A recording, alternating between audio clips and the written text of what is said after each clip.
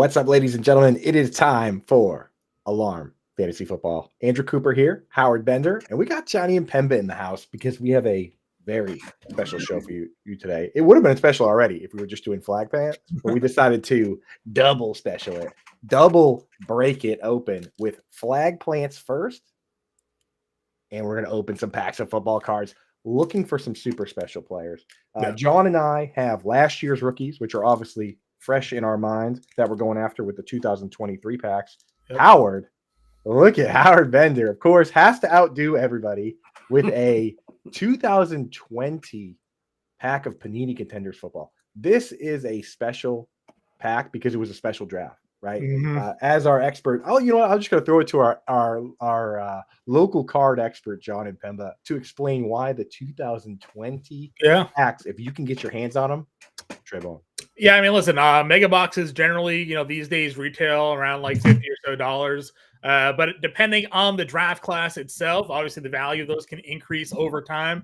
And Mr. Howard Bender over there has the 2020 Panini Contenders Mega Box draft class, which includes Joe Burrow, Tua Tagovailoa, Justin Herbert, Jalen Hurts, Jordan Love. Coop, you were saying Justin Jefferson's in that draft class. Lamb's in there. CeeDee Lamb, Michael Pittman. The hits that can come out of this box, a guaranteed auto as well in that mega box, a couple of memorabilia cards as well.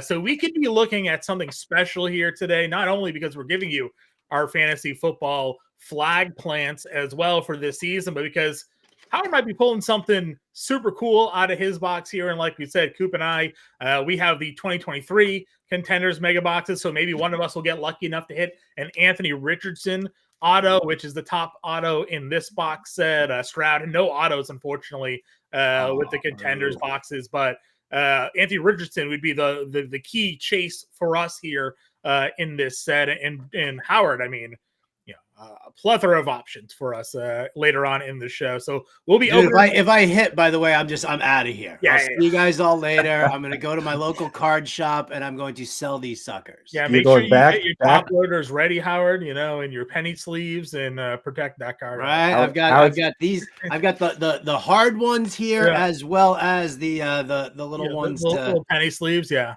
Howard's going right to the card shop, sell the card, right back to the airport, right back to Circa in Las Vegas, and back to doing what he does best. Right. Go sign up for the Circa Millions. I already did the Circa Survivor, so now I gotta just fly to Vegas overnight again. Yes. All right. Well, let's get into, in my opinion, because I love cards. I got the cards here, but Flag Plant Show is also my favorite show. So we got double cool show here. Why don't we jump in and plant some flags first, and then we'll open some presents later.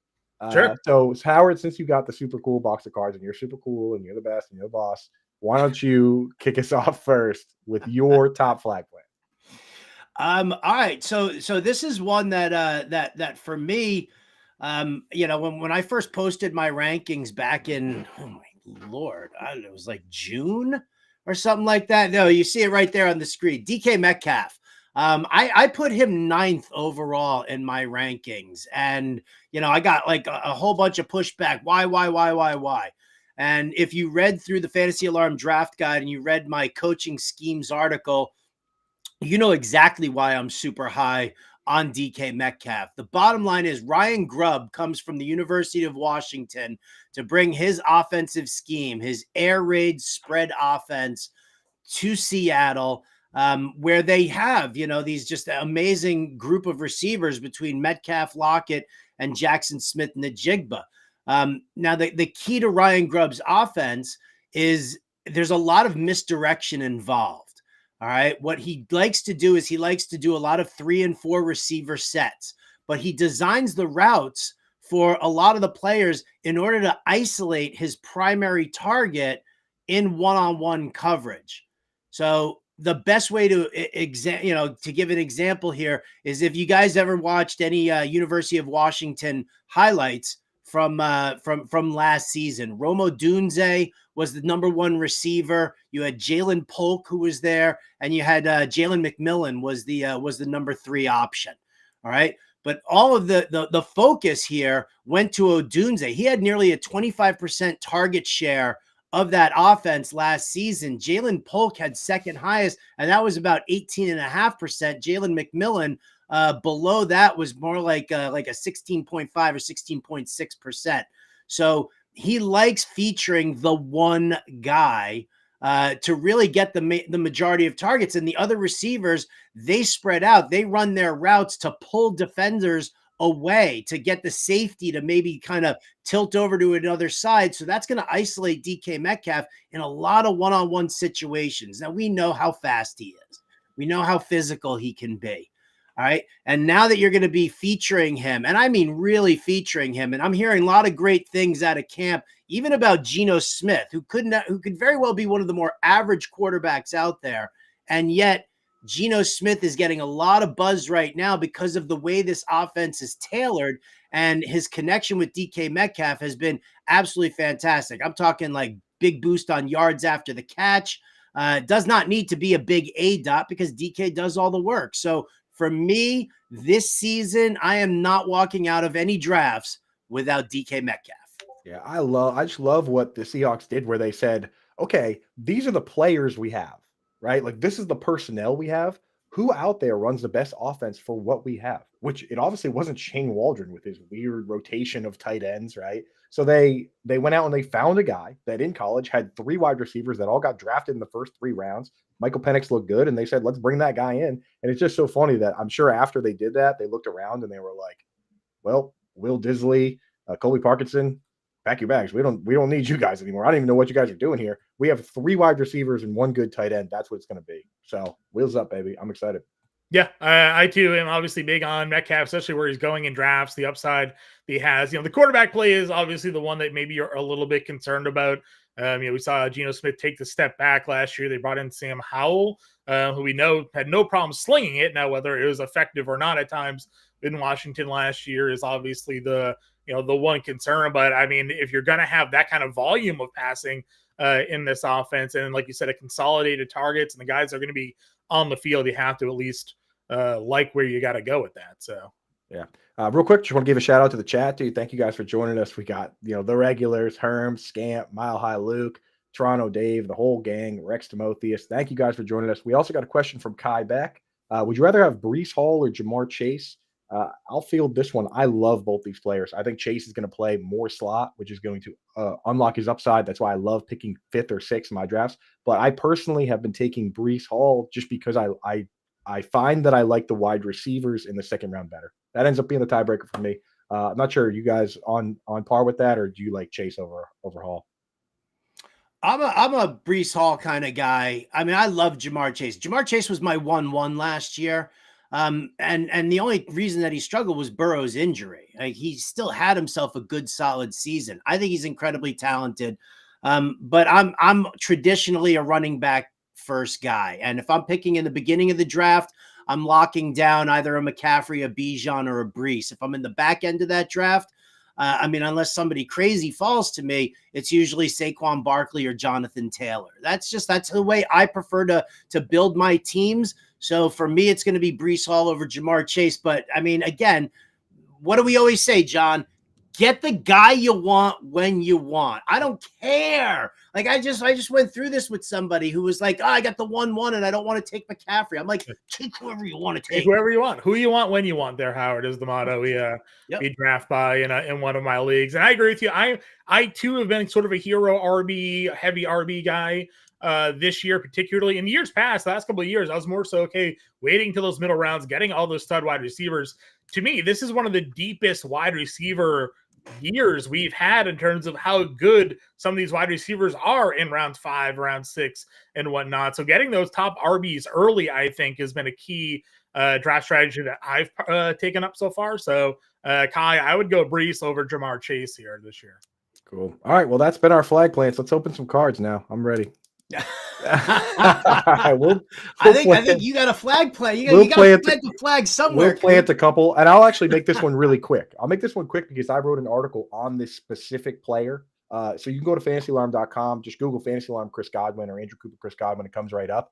There's a full write-up on what I love about this guy. But the short and sweet is that last year he was not healthy. He dealt with a neck injury. He said he couldn't move his neck, which I imagine is not easy to play wide receiver with that. He also dealt with a knee injury at the end of last year. They also came out and said that he's going to play more slot. They're putting him back in the slot. Previous to last year's team, he would play about 900, 1,000 snaps, and he played 600 in the slot, 300 out wide. That's how you get CeeDee Lamb. That's how you get Cooper Kupp. CeeDee Lamb ran the 4th most slot routes of any wide receiver last year. He had the 3rd best wide receiver season of all time. For some reason, they had him play 600 snaps out wide last year, only 300 in the slot. He's healthy. They're moving him back to where he thrives. It's still him. It's still Baker. It's still Mike Evans. And quietly, he actually led the team in receptions. He had more receptions than Mike Evans. I could see a big year for Chris Godwin. So just a very easy pick for me where he's going to like pick 72. I have no problem taking him there. No arguments here. One of my favorite values, again, going where he's at in drafts. This is it's a great spot. I guess the only main concern people have had is the offensive line, and whether or not they're going to be able to protect Baker Mayfield long enough to, be productive throwing the football. But I mean, other than that, I don't see any issues with either. Which kind of works in Godwin's favor, especially if he's running out of the slot and he's running a shorter route, right? Like Baker Mayfield's going to have to get rid of the ball quickly. Mike Evans will stretch it out a little bit more, but I mean, if he's just got to hit the immediate route right there, I think that kind of favors Godwin. Definitely a good solid PPR guy. I'm with you on this one as well, Coop.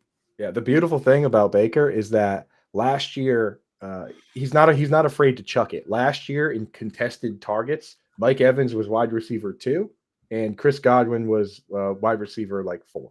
So they're really just not afraid to sling it, which I love. All right, John.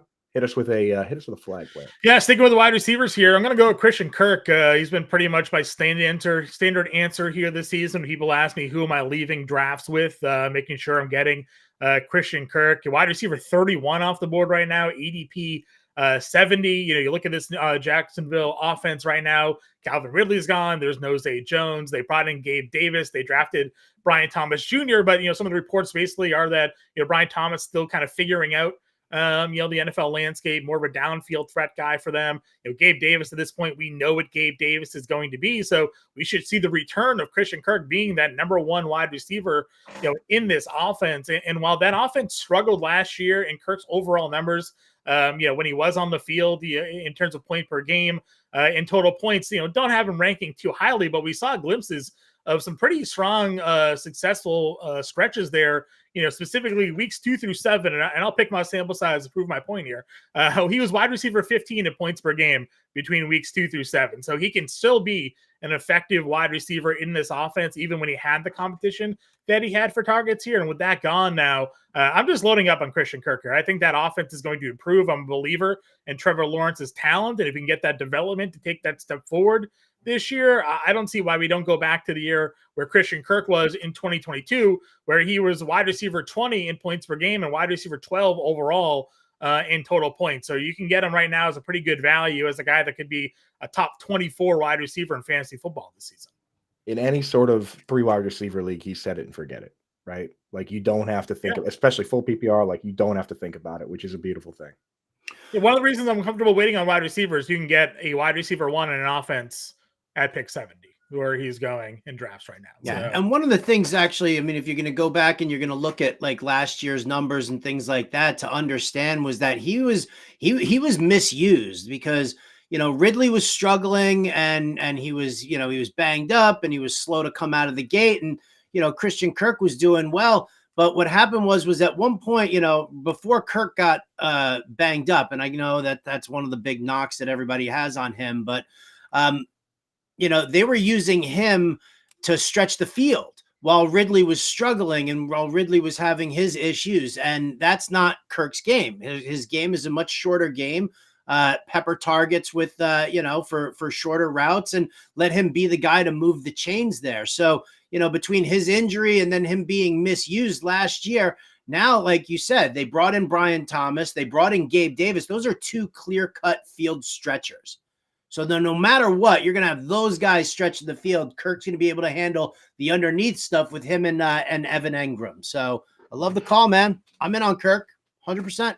I'd go to war with those 3 wide receivers right there as my top 3 wide receivers in any league. That's what makes it so easy to take a RB. So we actually have another quick question. Evan Gettleman wants to know. We already said we take Brees Hall over Jamar Chase. Brees over Tyreek Hill, boys. What do you think about that? I'm the same. I'm exactly the same. I love Tyreek. You know, are there times where his week to week consistency kind of struggles? It depends on what the defense is that he's playing. So, you know, again, I know that Brees Hall is always going to get the ball. Maybe Aaron Rodgers is going to throw the ball at the 1 yard line a little too often, like he usually does. But I'm still Brees Hall. As much as I love Tyreek, I'll take the security of a good solid running back. Yeah, I mean, I have Tyreek as my wide receiver 1 in my rankings this year, so obviously it's a little tough to go ahead and pass a guy back-to-back years at 1,700 yards receiving and an offense that's going to likely be right up there in yards passing this year. But I'm still going to go with the running back as well. Just the depth of the position. Like I said, we have 3 wide receivers on the board right here that you can build around.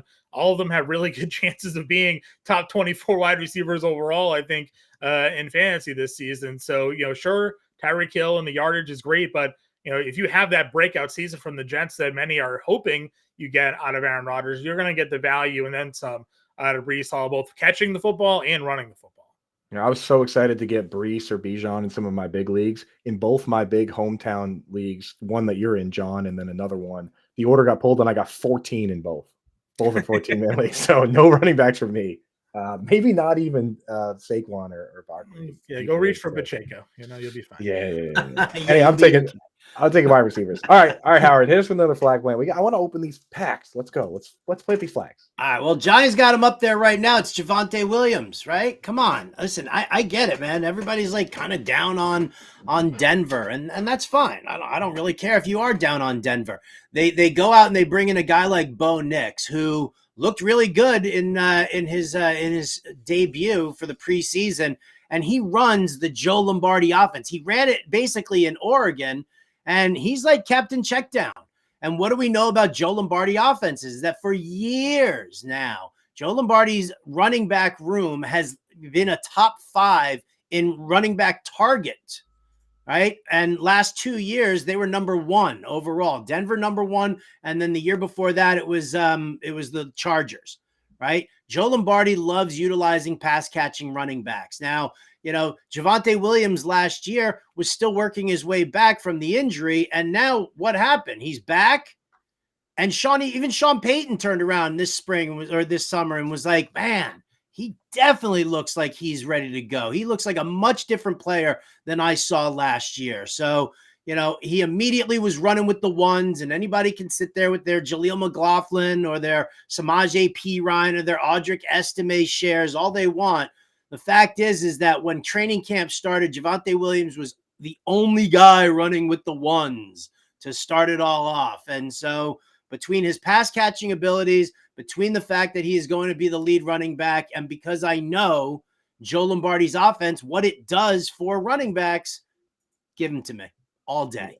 Yeah, I mean, so many targets running back. Joe Lombardi is never, going back to like 2014, even with the Lions, he's never not been the top 5 OC in passing to the running back. And Sean Payton definitely isn't afraid to tell us how he feels. He's also not afraid to trade away the quarterback, one of the top wide receivers, cut a fan favorite kicker in Brandon McManus. So you want to stay on his good side. And the fact that there are good things being said is a good thing for John. Yeah, I think the other thing that obviously plays into the fact is just where he's going. I mean, he's already 30 and not investing anything in too crazy in terms of the value to get him. If he doesn't work out, you know, you let him go. Use like an 8th round pick for you, 7th round pick for you in your draft. You're not drafting him to be an RB2, I don't assume, unless you're going 0 RB or you went a hero RB strategy. So there's even a little leeway in terms of the value. But you also have to look at, you can't compare all ACL injuries, right? So people look at Brees Hall and how successful he was coming off his injury. Well, Williams had a much worse injury, and a lot of people have said it takes 2 years of the kind of injury that he had to bounce back from. So I'm certainly willing to grab him where he is at. It's just all about your roster construction and the risk you're willing to take with the player. Yep. I did an auction last night, and where Bijan and those guys were going for like 50, 52, I got Javonte for $16 in my auction. I was like, it's a fantastic bargain in my eyes.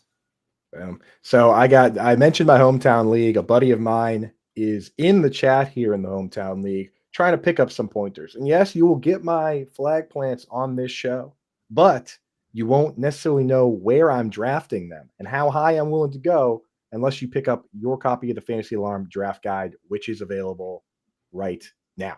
Go to fantasyalarm.com, get your copy of the draft guide. You can use that QR code, or if you want to become a member of the family and actually draft with us and actually play in leagues with us, go to the next step. Go to fantasyalarm.com/win. Get that. Use promo code Let's Go, and you can get a discount off your first month, 50% off your first month, or right now we have 40% off the entire year. So get set up, and you can see where we're taking these guys on top of how much we love them. Because just saying, "Oh, I love this guy," it gives you some info, but it doesn't necessarily tell you how far we're willing to go.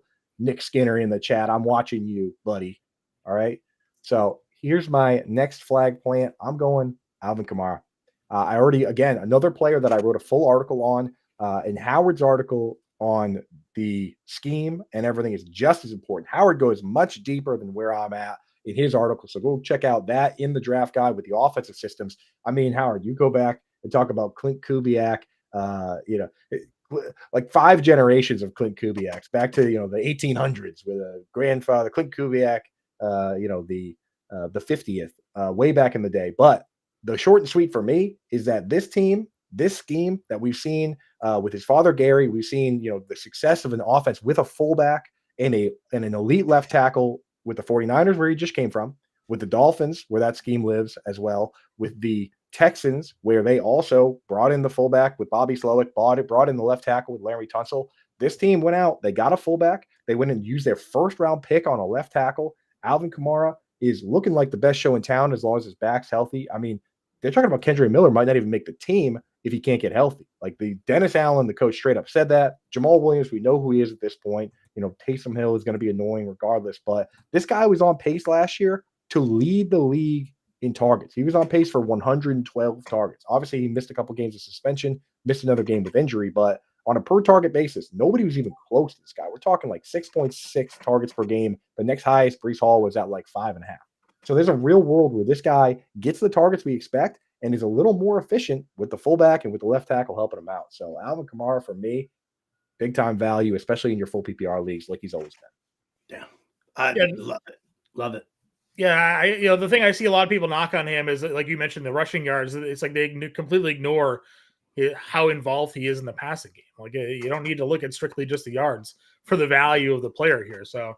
But it's also he's never had 1,000 yards rushing. Not even that. Also, it's all you're talking about. You've changed the entire blocking scheme. Last year, they were using a lot more power gap blocking. They were using a hybrid blocking scheme that Pete Carmichael likes to use. Now you've turned around and you're using a completely different scheme. You're going outside zone, which is absolutely fantastic for Kamara. He's not, he was a between the tackles guy, but I mean, if you're looking for, where he's most explosive, it's breaking the outside scheme. So yeah, Kubiak Dennison. I mean, you can go back in time, right? I mean, Denver, right? Orlandis Gary, Mike Anderson, Reuben Drones. In Houston, it was Steve Slayton and Arian Foster. I mean, it just shows you right there what this zone blocking scheme does for running backs when you have the right personnel doing the right things on the offensive line. One time, my buddy Mark was so drunk, he tried to draft Reuben Drones like 4 times in the same draft. We were like, we had to put a permanent note up that says Reuben Drones has been drafted, Mark.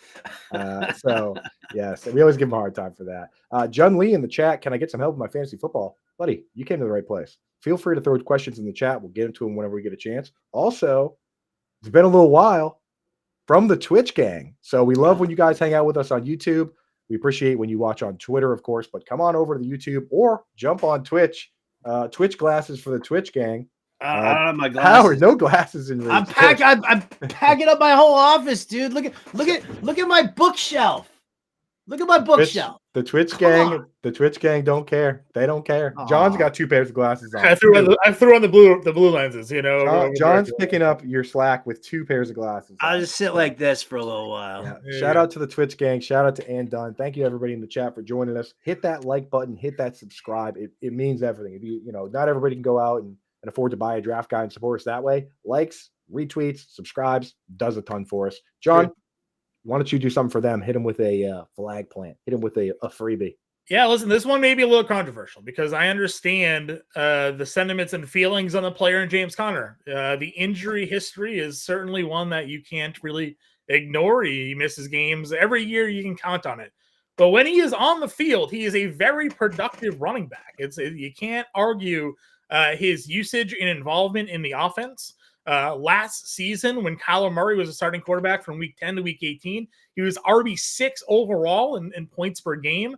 You use that RPO style offense, with a Kyler Murray, and it opens up the lanes there for James Conner. He's also useful in the passing game.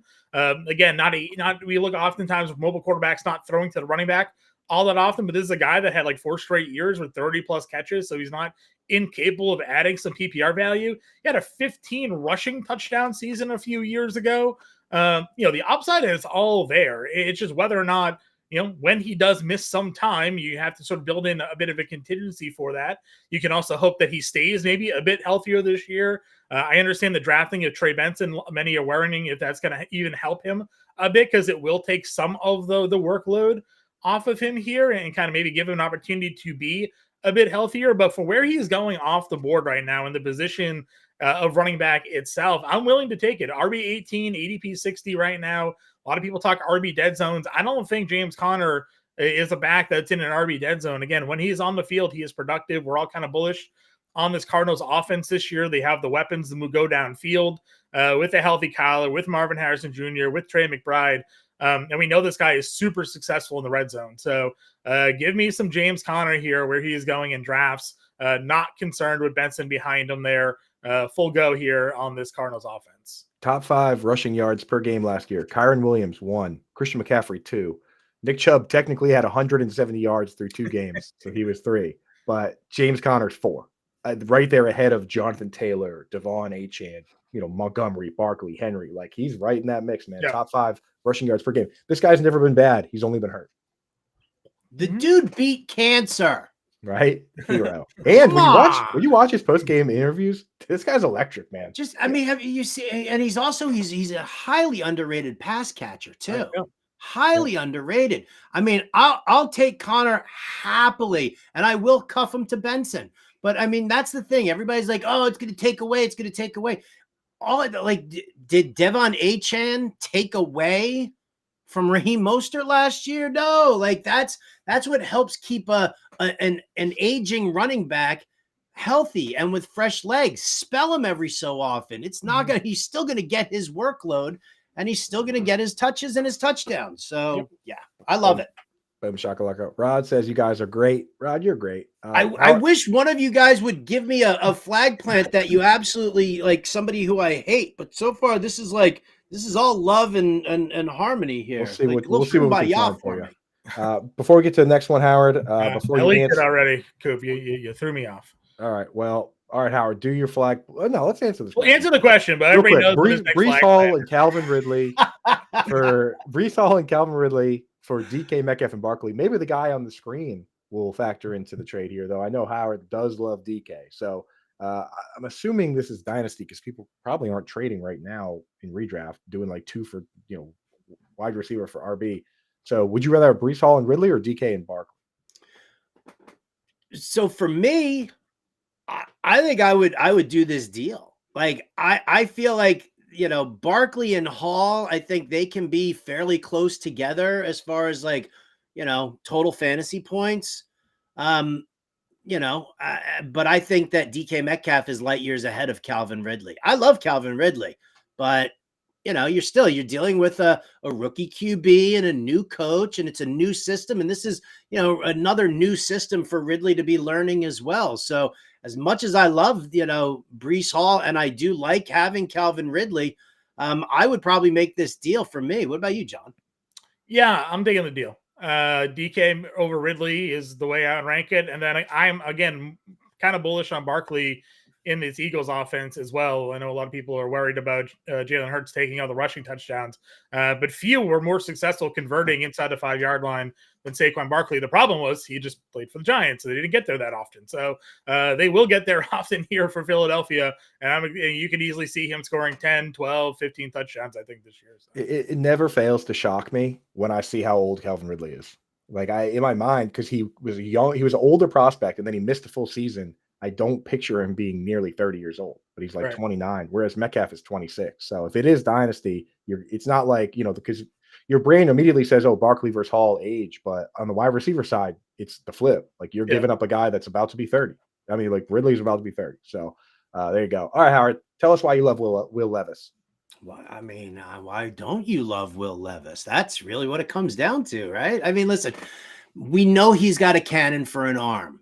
What he needs is somebody to kind of harness all of that energy and to really just help him develop as a quarterback. So you get Brian Callahan, who comes in here. Now, Callahan's worked with Joe Burrow.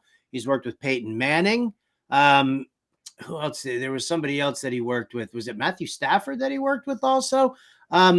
Callahan is a guy who knows how to handle a quarterback. He brought in Tyler Boyd specifically because he knows that Boyd can, is a crisp route runner and can excel at these underneath routes. So you're trying to improve the accuracy. That's the big problem, right? It was back when they were talking about John Elway, right? Cannon of an arm, but he had no touch.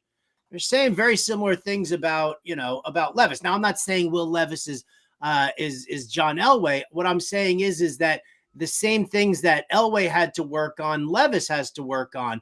And so I think what you're doing here, because not only did you bring him pass catching running back in Tony Pollard to already go along with a good solid pass catching running back in Tajay Spears, but then on top of that, then you get Calvin Ridley. DeAndre Hopkins will be back healthy soon. You've got Tyler Boyd. There's still Treylon Burks. There's still Chigakonkwo. So you've got all the components here to be a nice, strong passing attack if he gets that accuracy in there. Now, I'm not saying you take Will Levis as your number one quarterback because you don't have to. This is like, your third quarterback in a super flex who's got the ability to really pop and become your QB2. You've got him as a backup in a single QB league. You take one of the top guys, take your Josh Allens or your Kyler Murrays or your Anthony Richardsons or whoever you want there. And then in the late round, grab yourself a little Will Levis, just see what happens. Because if it doesn't pop in the first couple of weeks, then you can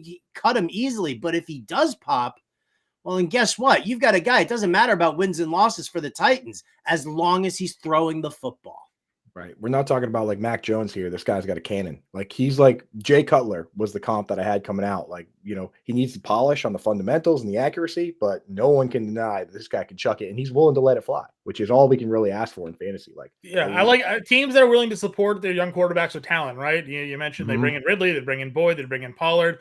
I actually like the fact that they let go of Derrick Henry because I think it frees up their offense a little bit. I've had this similar take to a lesser extent with the Giants as well, like not needing to feed Saquon Barkley, right? The old Randy ratio back in the Minnesota days, like you had to have a set number of touches to give Saquon Barkley the football. You had to have a set number of touches really to give Derrick Henry the football because you have Derrick Henry on your team. Well, you don't really have that, so you can get more creative in situations on offense, make yourself a little bit less predictable, and now you have a young quarterback with some good pass catchers. How many years did we talk about Tyler Boyd? Like if he was on any other team, he'd be a wide receiver 1 or 2, but he was stuck in Cincinnati as a wide receiver 3. Now he comes over here again as a wide receiver 3, not for the lack of talent though. And if Ridley or Hopkins get hurt, Hopkins obviously currently hurt, he steps right up and you can count on him. You're not now going down. It's like, oh man, Calvin really got hurt. He's got to throw to checked notes like Nick Westbrook-Akine or like, some other 6-round scrub Phillips there or whatever it was that they were throwing out there at wide receiver. Treylon Burks never being healthy. They have actual talent around him that can help him be successful. So again, with him, for me, it's offensive line. Can the offensive line hold up around him to give him time to make those throws? And can he be accurate enough? So right. I like it for where he's going. And Tyler Boyd, I mean, like when he was an every down player, he had back-to-back 1,000-yard seasons. And whenever anyone's hurt, he goes out and he gets like ball done. Yeah, right. So I think they've loaded up just fine around him. Also wanted to throw out in the chat, Nick Skinner pointing out Will Levis, North Attleboro guy. So I did see this. His parents his dad, at least, is from Attleboro, went to Bishop Fee in high school, a local high school, and he lived there until he was 6. So we will officially claim Will Levis as Anthony Sherman and Will Levis, the best football players from North Carolina. Well, now I'm out on Will Levis because of that. So no, there's some football in the water. Cross it off, John. That 8-pound. Let's get to Coops. See, we got some packs open. Let's get to Coops. Okay. Enough Attleboro propaganda, and we'll go to his next stuff. Go Big Red. All right. Pat Freiermuth. This is a guy that I love as long as Brandon Ayuk stays away. If they trade for Brandon Ayuk, obviously things change. But again, another player that I have a full article on, so I'm not going to bore you to death with the full details of it. Go to fantasyalarm.com, look up the Pat Freiermuth article. It's called The Muth versus the Myths. And there's a lot of myths about Russell Wilson not throwing over the middle of the field, which are all dispelled in the article. He had a tight end, Jimmy Graham, that got 90 targets in 1 year and 10 touchdowns in the other year. Literally the 2 barriers to entry to be a top 5 tight end. They have Arthur Smith, who people are like, Arthur Smith. Arthur Smith, Ryan Tannehill was a QB7 with Arthur Smith. Matt Ryan was top 12 in pass attempts with Arthur Smith. And last year, the tight ends on the team got 173 targets combined. And Kyle Pitts got 90 of them, the same number that George Kittle got, right? They're moving Freiermuth all around the formation early on here. The only wide receiver on the team last year that played more than 33% of the snaps was Drake London. The next highest wide receiver in snaps was Kadarrell Hodge, right? I'm not worried about Van Jefferson. I'm not worried about punt returner Calvin Austin. I'm not worried about rookie Roman Wilson, though I guess he would be the next most interesting. Pat Freiermuth is going to be a top 2 target on the team along with George Pickens, which means it is finally wheels up for the move. Unless, of course, you realize that Michael Pruitt has spent the last 2 years in Atlanta with Arthur Smith. And while he might sit 4th on this depth chart in the tight end position, going to find a way to screw you. I like the Muth. I do. I'm waiting on tight end. I don't mind waiting for Muth, but I was gonna say, if we learned anything from Arthur Smith, there's nothing that's predictable. Right. When an offense is run by. But he's just far, like the second best pass catching tight end on the team is Connor Hayward, right? They've got Michael Pruitt has been a career clunky blocker, and Darnell Washington, his license plate on his car literally says 6th lineman. You know what I mean? That's a fact. That's true. It says 6th lineman. I mean, like he's more likely to be George Fant than he is to be even Donald Parham. So for me, Freiermuth, wheels up. I'm ready. Let's go. I took him in my FFPC Superflex Best Ball the other day, so I'm happy to have him hopefully be a high Pat Freiermuth, good season out of him here. So no arguments. Fired up, dude. Here's hoping. But we'll see. All right, my next and final one here, a take that we've all made. I don't know if I started it or not, but I've heard everybody say it, so we're all in agreement on this one. It is not that I don't like CJ Stroud. It's that I don't like where he's going in drafts. He's coming off the board as QB5. I feel like he is being drafted at his absolute ceiling unless he goes out there and gives us the Patrick Mahomes 50 touchdown, 5,000 yard year, because there are guys that finished ahead of him in points per game last year in fantasy points going multiple rounds after him, and Dak Prescott and Jordan Love.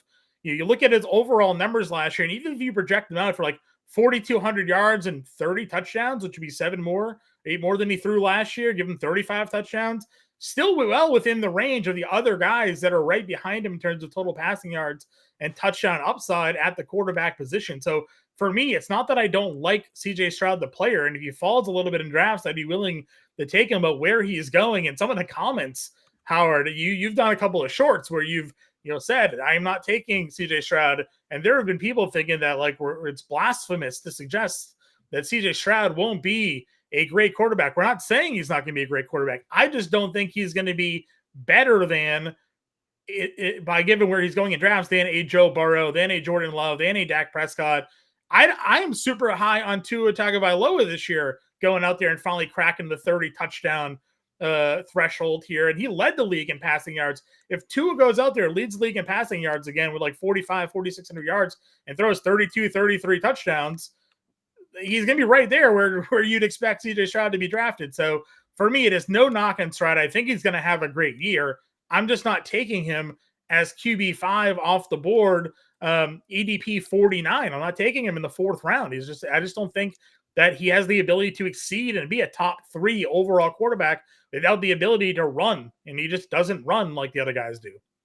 So you're planting on your flag on him not being good. Correct. I think that's And not necessarily not even good. Not either, good. No, because no, we don't think say he's going to that. be good. I'm not saying he's not going to be good. He's going to I'm be with good. you. I'm with you 100% on that. It's an arbitration thing. It's an arbitrage where I look at it and I say, why am I paying this? I mean, even Jordan Love, right? Jordan Love goes based on our composite ADP over on Fantasy Alarm. I was looking at it yesterday, 20 picks on average after CJ Stroud, and Jordan Love last year outscored CJ Stroud. Right. So I don't see why it's necessary. I'm with you, man. If I'm gonna draft someone in that range, I'm gonna draft Anthony Richardson, even though Howard always takes him, or I'm gonna take Kyler Murray, or maybe even Jaden Daniels. Just if I'm gonna pay up, I'm paying up for mobile upside. If not, I'm doing what you're doing, John. I'm waiting. Yeah. Again, I have no problem taking a quarterback in that Prescott. I mean, we talked. You and I have talked a lot. Kyler Murray is my number one quarterback that I'm taking in drafts this year, just for where he was going in drafts. Now he started to move up earlier this year. He was like QB 11, QB 10. I'm like, what are we doing? This man has a QB 3 season on his board here. We got to open cards. I got it. All right. Enough for the quarterback talk. I just want to shout it out to at AstralMindNY 9055. He's the guy I was sparring with in the comment section of one of my shorts where I use CJ Stroud, and for the same reasons that John said, it's a value thing. That's all it is a value thing. He doesn't have the rushing upside that some of the top guys have, and yeah, I mean, listen, is his production going to be that far off from like Dak or Brock Purdy, who are going like 4 or 5 rounds after him? So I'm with you guys. He's going to have to throw 40 touchdowns to get there. So all right, let's get there. Take a screenshot. Here's our flag plants. Mine's an anti-Stroud. It's the only anti-call on the entire board. And we'll get to card breaks here. How do we want to do this? Who wants to? Well, how many packs? I've got, all right. So my box comes with 5 packs. Yeah. So I got 5 here. Mine comes with 5 as well, but I have a couple extras lying around. I have 6 packs in mine. All right. So you get to go first, Johnny. All right, fine. I'll open again. I'm doing the 2023 Contenders Mega Box here. This comes with one auto. Yeah, we'll do this. So it comes with 1 auto and 2 memorabilia cards. Hopefully will come through. This has 18 cards. A lot of them are going to be trash. So if we hit anything good, I'll be sure to let you know. If we don't, then I won't. John says that the card you want is Anthony Richardson, but it's actually Dalton Kincaid. It's true. We got a base Stroud, which is nice, but these are nothing too crazy. Hold them up, baby. Hold them up. Ooh. I don't want to look at the top of your head. We do have a prism card in here. So this is the base Stroud. I got a whole box. What do the prisms look like? Yeah. Well, I don't know yet. I've never gotten this far. So. Are you just skipping through all the base cards and go right to the ones in the back? No, I'm going through the ones like we have a red Contenders Jamar Chase, a Christian Watson game ticket, but I've never seen a prism card here in the back. So let's see what we show us the cards. I know, right? A rookie ticket. Oh, it's the autograph right away. What? The autograph, the very first pack. We got a Clark Phillips. I don't know who that is. He's a corner. Hold it up close. Corner? I don't know. Clark Phillips. Don't even know for Falcons, right? Yeah, Falcons. Yeah, 4th rounder. Now is that autograph on card or sticker? It is a sticker auto. But it is it's like a green laser auto here. Kind of killing the excitement to pull the auto in the first pack. And it being Clark Phillips. Let me know Clark Phillips. Maybe there's 2. Does that ever happen? It can. 1 guaranteed auto and potentially maybe more. Was Clark Phillips a Pro Bowler last year? Does anybody know? Anybody let me know. All right, so that was my first pack. Who goes next? Me. Okay. And I'm going because I only have 8 cards in here. I'm just going to go through and I'm going to hold them up and show you what I'm getting because I feel like that's a little more exciting, even if the cards stink. Whatever. First one. Saquon Barkley, not on the Giants anymore, but that's okay. Good player at least. I have a Jaquan Brisker, little safety action. See if I can figure out how to hold these. Hold it a little bit further away from the camera. There you go. Very cool. As people, we're not typically a card break show. Oh, recently retired legend and soon to be Hall of Famer Aaron Donald. Shout out. We've got Buda Baker, the recipient of the chase down heard around the world by DK Metcalf. a Odell Beckham Jr. card, so we'll just skip right by that. Once upon a time, a cool card. Here we go. I think this is a base card, but hey, always good to see the best player in football. Yeah, Patrick base Mahomes. There you go. He is, base Mahomes. All right, is there anything that in here that is actually like a John's favorite quarterback, Baker Mayfield? And then maybe this last one's an insert. It looks like it is. Okay, we have a rookie Stallions, Jordan Addison. There you go. The fastest driving man in football. So you know what? Hey, that's all right. Hey, we got a insert for a good player, and you like to see it. You love to see it, in fact. All right, Bender. Let's see you get that Joe Burrow auto right away. All right, first one here. Dude. Try and get it so that Only everybody like can your third pack, though. kind of Not your see the first. fun as it happens. Dun dun dun dun. See, that's how you do it. What do I got? What do I got? Jeez, I can't even read this. Oh, somebody douched me with a Ryan Tannehill. And this one here, I've got a. Really? Is that Marvin Jones Jr.? Please. Put that aside. This is terrible. Oh, look at that. I think that's no, that's Richard Sherman. Okay.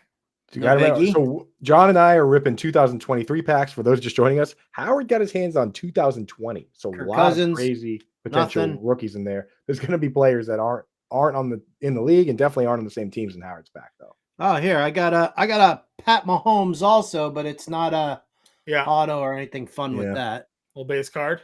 All right, little base card. Marlon Mack. This pack sucks. The older packs though, you run into that, dude. A lot of that. Oh, what do I got here? Oh, I do have an auto. I can't even read this thing. What the hell? So it's not Joe Burrow.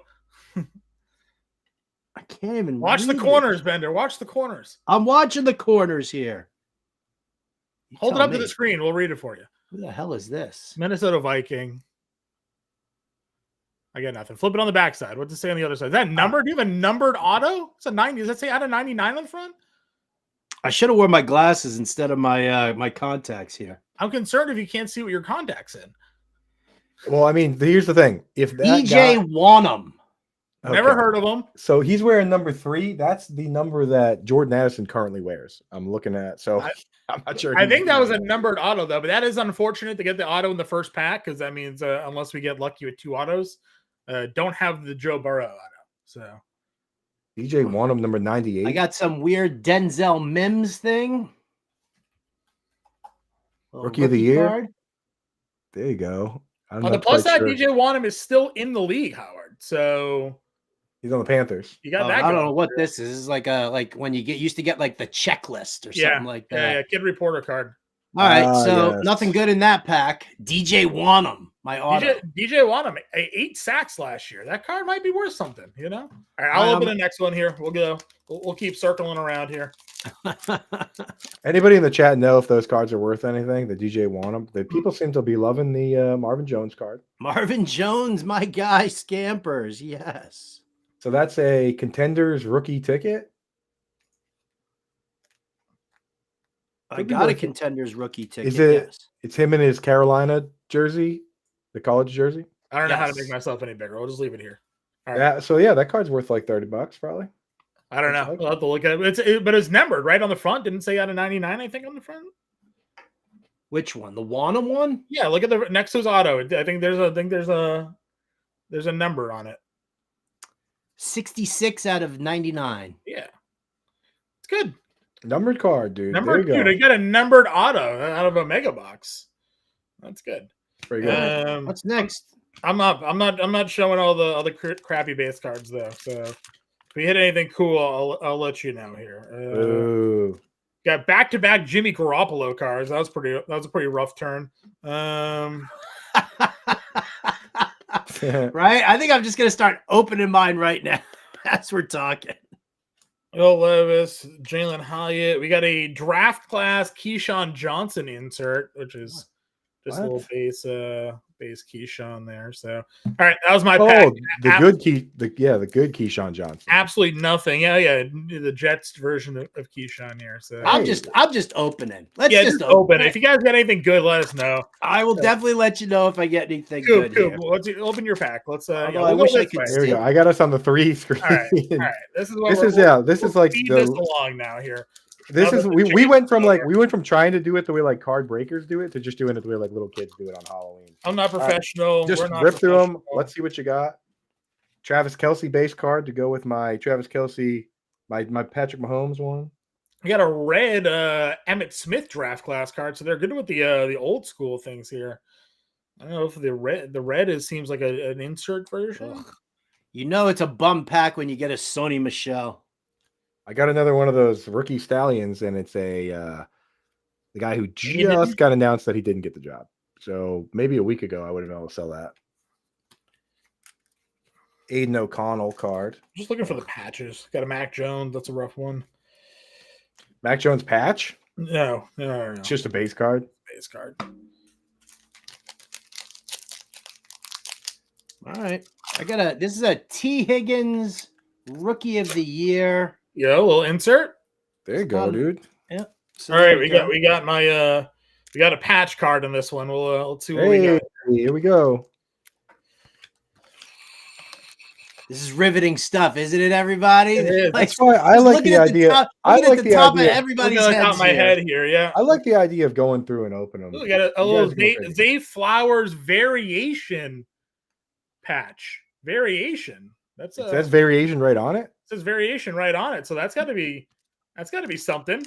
Definitely, dude. I don't know. Does it got to be something? I opened one of these last night when I was being impatient, and I pulled a Deuce Vaughn rookie patch. Yeah, see, yours doesn't say variation on it. Mine says variation. Okay. Mine also says Deuce Vaughn on it, which is the variation's got to be. That's true. Mine does say Zay Flowers. It says Zay Flowers. Mine says Deuce Vaughn. I think the variation part is not the problem that I'm. Here you go, guys. I'll send this to you. It's a Tom Brady Buccaneers card. Ooh, hey, Tommy. Where's your Joe Burrows? That's what I want to know. That's what I want to know. Get those Joe Burrows out of there. Drew Lock sucks. Another Odell Beckham Jr. from my collection of Odell Beckham Jr.'s. The base cards, I mean, they load them up. Another Patrick Mahomes. There's a lot of base cards, yeah. But the base cards, I feel like if the color of the font on your Contenders ticket is also like an insert, like okay, here we go. How about an out of 75 Christian McCaffrey? Wow, what? Put that up there. Christian McCaffrey, green font out of 75. Green font. Where's it? So where are the numbers on that? So on the right margin, it says out of 75 on it. Hold on, it's on this side. I can't really get it to. Okay, so it's in the margin. Yeah, it's right next to the little barcodey thing on the side of the card. So that's cool. Out of 75 CMC here. Amon-Ra St. Brown, a little slot receiver. Hey, look, here you go. Cam Newton winning ticket. There he is, dude. Hey, he had a bunch of rushing yards that year for Pats. Jesus, this box blows. Bijan Robinson draft class. Probably I missent it to you. All right, this one's got different colored font on it. It's a red one. Yeah. All right, so red one, red font, Joey Bosa.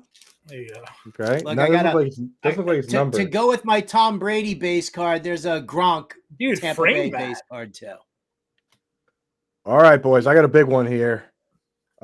It's a round 4, 2 rookies from round 4. If they both blow up, this card's gonna be worth a lot of money. So we're rooting for Stetson Bennett and Jake Haener to both hit. What are the odds? This is my last pack. This is the also has a memorabilia patch card. Ooh. So we have 1 auto and 2 mems in the Contenders. Let's see what the second patch was. The first again was the Zay Flowers rookie ticket variation card. Whoa. What we got? No, I was saying you're wowing me. Didn't you get another one? No, that was the first Aaron one. Donald MVP card mean anything to anybody? No. Are you sure? All right, then I'm on my last pack. All right, here's the variation. How about this? CJ Stroud patch variation. Whoa! How about the, more yeah, I got something, like dude. one garbage auto. I got no patches. I got no fun stuff here. So I got 2 variation rookie patches. I got the Zay Flowers and I got a CJ Stroud.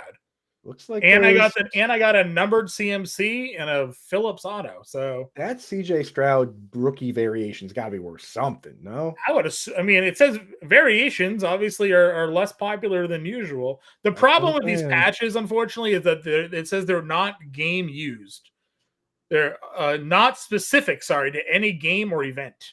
Which has been the case for like, and that definitely means not specific to any game. That means it wasn't used in a game.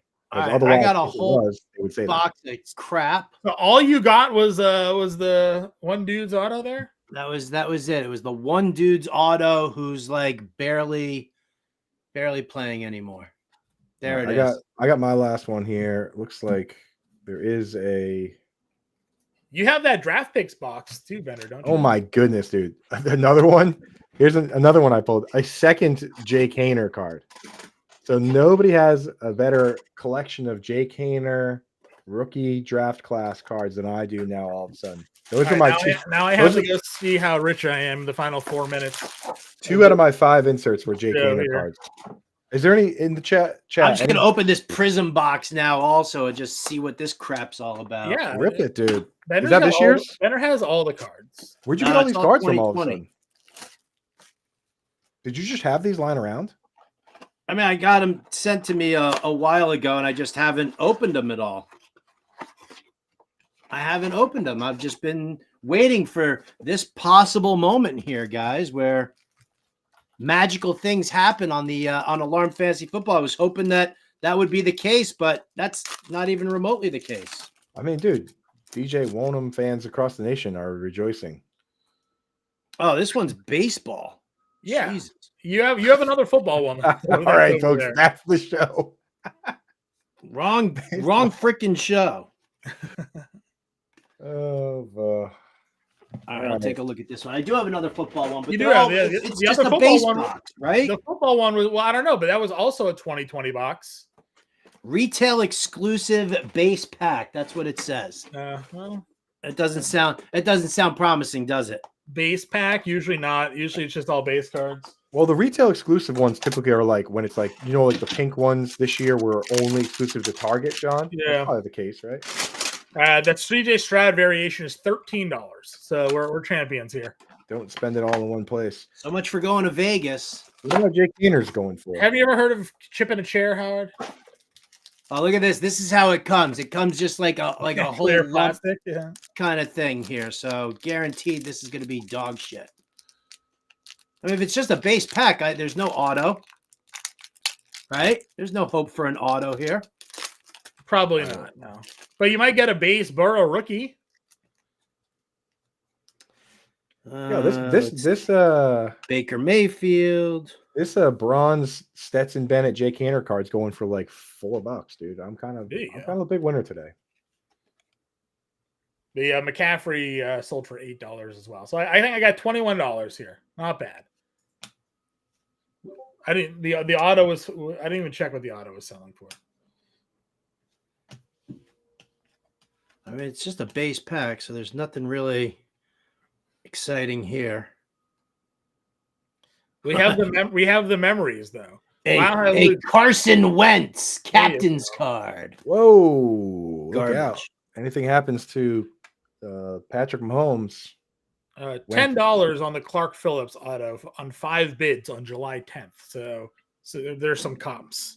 So if you were excited, then that can be yours. We have a question in the chat from Mile High Luke. Last pick of the FFPC Fantasy Pros. Looking at Malik. Which Malik? Obviously not Malik Neighbors. Malik Washington? The answer is no. But Jermaine Burton, Greg Dortch, Cam Akers, or another defense to take advantage of the free look. Honestly, if that's the crew, I would draft a defense playing on Thursday or Friday, if possible. So Ravens are probably gone. Chiefs are probably gone. So maybe just grab the Packers or the Eagles defense, get that free look, and then you can just drop them if they don't put up points. Otherwise, you can start them. So that's what I would do, Luke. I think you're on the right track. Yeah, take both defenses and drop the one that looks bad. Great. All right. Well, that was a colossal letdown at the end of the show. It's a good thing we did our flag plants. Let's get the hell out. All right. Well, everybody, that was flag plants and disappointing and disorganized pack pulls here at Fantasy Alarm Football. Make sure you get your copy of the Fantasy Alarm Draft Guide available right this very moment and find out where we're taking these players, how high we're taking them. Spoiler, pretty high for some of these guys. But that's it for us. Thank you, everyone, for joining us in the chat. Thank you, Jake Hayner, for making all my